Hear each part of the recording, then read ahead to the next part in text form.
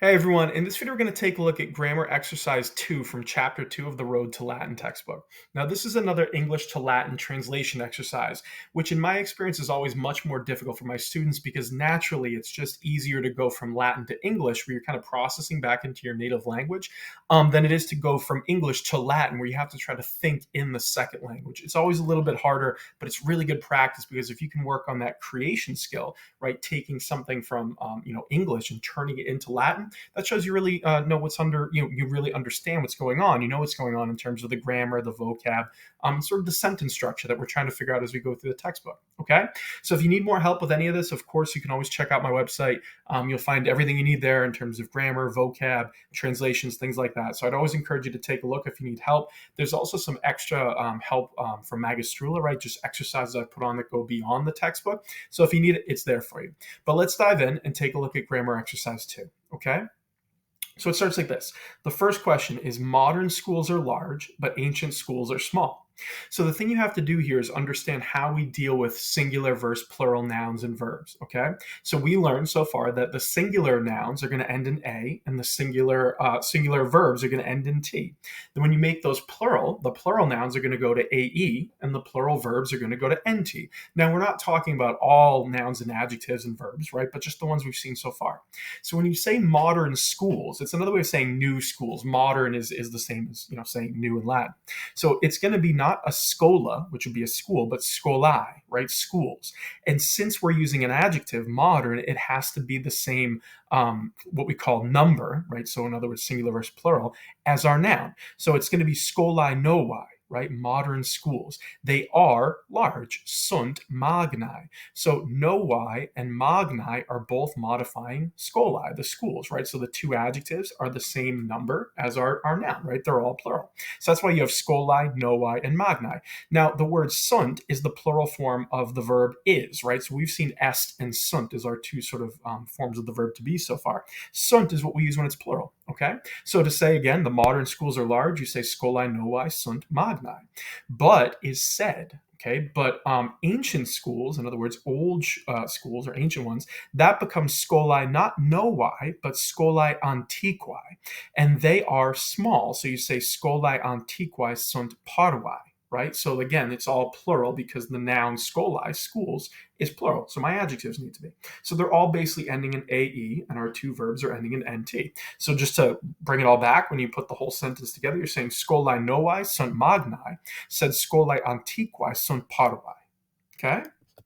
Number two, you're trying to say the Roman school has neither doors nor windows because the school is open. So you'd say scola romana, right? A Roman school or the Roman school. When you're saying it has neither nor, that's what we call correlatives. Neque means neither nor. So you say neque something. And in English, you're saying neither this nor that. So the verb has is the verb habet, right? So it's singular because you're talking about one school. So you say scola romana, and at the end you're going to say habet, it has. Neque januas, neque fenestras, okay? So why do I have an AS ending on those, a long AS? Because it's the direct object and it's plural, right? There's more than one door and more than one window. So that's why we're saying januas and fenestras, right? These are both accusative plural because they're direct objects. So if you put it together, you have scola romana, neque januas, neque fenestras, habet. Quod is how we say because, right? Because the school is open would be quod scola est aperta, right? You're just using the singular form because the school is open. Now in number three, you're trying to say the ancient school has long benches, okay, or long seats, kind of another way to think of it. So you say scola antiqua, the ancient school, right? So our subject ends in an A. The ancient school, right? Scola antiqua. It has habet. Again, you usually put the verb at the end. What does it have? Well, it has long benches. That's our direct object, and it's plural. So it's going to be longas celas, right? Or celas longas. You can kind of flip that if you want. But you're saying it has long benches, celas longas or longas celas. It just needs the AS ending because it's a plural direct object, right? And longas is describing celas, okay? In number four, you're saying Both the teacher and the students like the ancient school. So both and is the same as neither nor. It's a correlative. You're going to say et, right? So you say et something to say both and. So in this case, you have the teacher and the students. It's going to be et magistra et discipuli, right? Because those are the two subjects, right? The teacher and the students. So you say et magistra et discipuli scholam antiquam amant, right? So they, meaning the teacher and the students, they like, that's why we have amant, right? With an NT, it means they like. What do they like? Well, they like the ancient school. That's our direct object. It's singular. It's going to end in an am, scholam antiquam. In number 5, you're trying to say the American school is new. You just put it together as all singular nouns and adjectives and a singular verb, right? Scola Americana est nova. The American school is new. In number 6, you're saying, why are the windows open? So in Latin, cur is how you can introduce a question meaning why. So you say, cur fenestrae sunt apertae. Right? Fenestrae is the word windows. It's the subject. And apertae is describing fenestrae. So they both have to have the AE ending because they're both the plural subject, right? Sunt just means are, they are. Okay? So cur fenestrae sunt apertae is how you ask, why are the windows open? In number 7, you're saying Cornelia and Julia are standing up. So you say Cornelia et Julia, that's our subject. So they're both singular nouns, which is why they end in A, but together they make a plural subject. They are standing, or they are standing up would be stand. So you're just saying Cornelia et Julia stand. Okay? And number 8, you're saying the teacher is standing too, or also. It would mean the same thing. So you say magistra quoque stat, right? The teacher is standing, stat too. Quoque is also standing. Okay, and it's got an A on the end of magistra because you're talking about a singular teacher, right? One teacher.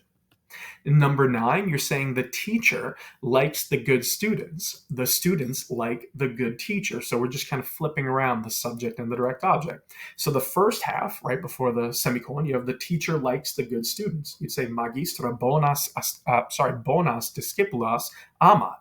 So my subject is magistra, the teacher. She is singular, so she ends in an A. And when you go to the verb, she likes, it also needs to be singular, amat, right? Who does she like? The good students. There's more than one, so it's discipulas, and they're good. So I'm saying bonas, right? The adjective matches your noun. So you're saying magistra bonas discipulas amat, means the teacher likes the good students.